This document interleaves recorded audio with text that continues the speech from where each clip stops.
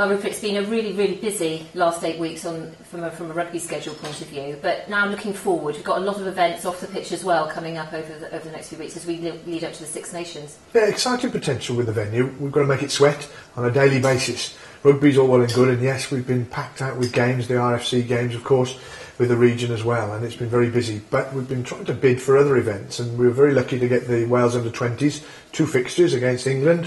One this Saturday, of course, the day after Wales-England in the Millennium Stadium. We call it the real international, with the development of Welsh talent. Wales under-20s against England under-20s here at 6:30 on Saturday, and then Ireland, of course, in March. Brilliant for us, because we're all about developing our pathway of players, the potential, the opportunity to see some of that next generation, because we class ourselves as the heart and soul of rugby, and it starts with the young people, the young players. But that's another rugby game. We've got some other things that are happening. We're looking at different ways we can use this wonderful venue of ours. Valentine's is a key one for us. I'm an old romantic fool, of course. I'll be here, but it's always, what do you do? Where do you take your partner, your wife? Where do you go? And we've given some opportunities to use the corporate facilities, the boxes and the lounges, to not only have the intimacy of just going for 2, if we want to, or to bring a group of people for as little as £20 to celebrate in the environment here. But then we've got some other things. If you haven't got your boyfriend or you haven't got your girlfriend, then it's going, well, what shall I do? And we've got an event on the 25th of February, Take Me Out. Now I'm hosting it, so it's going to be, you've seen it on the telly. Date. Yeah, and the players are very keen. We've got some single players who are very keen to find Miss Right. So it's going to be much fun. I don't know how they're going to do. I'm going to be nervous for them, and there's going to be, well, we've had lots of ladies wanting to be involved. Groups of girls, groups of ladies coming and having a great night out, and it will be something to be beholden, I think. Yeah, and hopefully Scarlett's wedding then. Well, you never know, okay, yeah. But the players, we keep it under wraps who they are, but they're very keen. They're already training even harder for the Take Me Out event than they are for the rugby, I think. Oh, right, okay. But for the Six Nations as well, obviously there's a lot going on around the Six Nations, great excitement. We've got a number of players who are going to be in that squad. What are we going to be doing here to celebrate the Six Nations as well? Well, we've got the opportunity to use these facilities, and within the Quinnell Lounge we've got the big screen, of course. We've got our club downstairs. We've got various different places that we can use. For the England game, we're going to be screening in the Quinnell Lounge. We are giving people the opportunity to have food if they want to, and to enjoy it in a camaraderie environment, so you're all together, and celebrate what will hopefully be a Welsh victory. But we'll do that for every game as well, so keep an eye on the website, look out for the information, special deals, special prices, all including food. And I think Radio Wales are going to be here as well, live for the Italy game. Yeah, so that'll be a great chance for our supporters to come here and be part of that programme as well. Yeah, Radio Wales are taking it all on the road, and they want to make sure they experience the real rugby environment, the true supporters, and they are coming here for the Italian game. But our players will be here as well. So there are going to be a mix of our players to give an insight, hopefully, to what it's like to be involved in the international scene. You talked about Heart and Soul Rugby Country, a big push this year to sort of try and get out to our communities. What have been the huge success points in terms of our community programme so far this season? Well, big success is our community team is, at the moment, 3 people, and they're working so hard, and they need to be applauded for the efforts. They work so hard with the schools, and they work so hard with our regional clubs. I set them a challenge, well, they set their own challenge to try and get to as many clubs within our region. And I think there's 44 clubs in our region that have junior sections, and by Christmas, every one of those junior sections had been here to Parker Sculls already. So they're really chuffed about that. They're enjoying the experience of playing in the indoor training centre in Canal Von Delmy Thomas, pre-match, tag, and at half-time, of course, as well.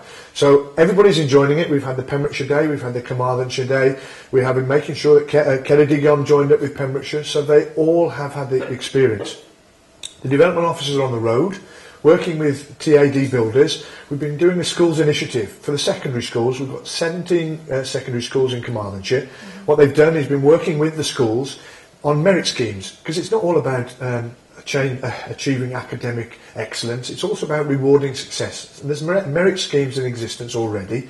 We've been offering season tickets to the schools that they can reward these pupils who've done well coming up to games, and giving them the opportunity to bring their friends here, stand on the terrace, enjoy the experience, and then they return back the season tickets. Someone else will have the opportunity for the next game, but also talk about how enjoyable it was, and they're being rewarded for all success, however big or small it is. But that's a challenge, and we'd love to roll it out, and we're very thankful to TAD Builders for starting us with Carmarthenshire, and we'd love to do it in Pembrokeshire and Ceredigion once this pilot scheme is up and running. But if I can give you some facts, a couple of years ago it was difficult to get 200 people 2 hours before kick-off.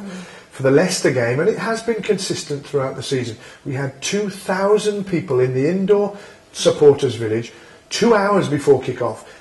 Actually, at any point before the game, we had 3,700 people went through the supporters village, which is a huge achievement to the community department, to all the clubs that came, and we have people coming from far and wide following our players, our Welsh talent. Yes, there's local talent from our region, but there's Welsh talent. Lou Reed, we've got him, we've got Morgan Stoddard, we've got the Matthew Rees, of course, and they're coming from far and wide to support them as well.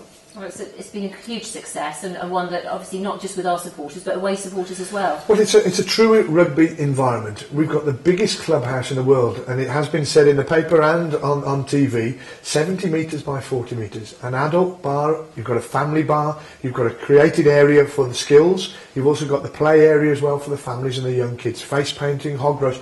You won't get that anywhere else. Modern stadia aren't designed for that, but we're very fortunate. We've got a lot of people investing a lot of time, and we own that, and that's something that's very special to us.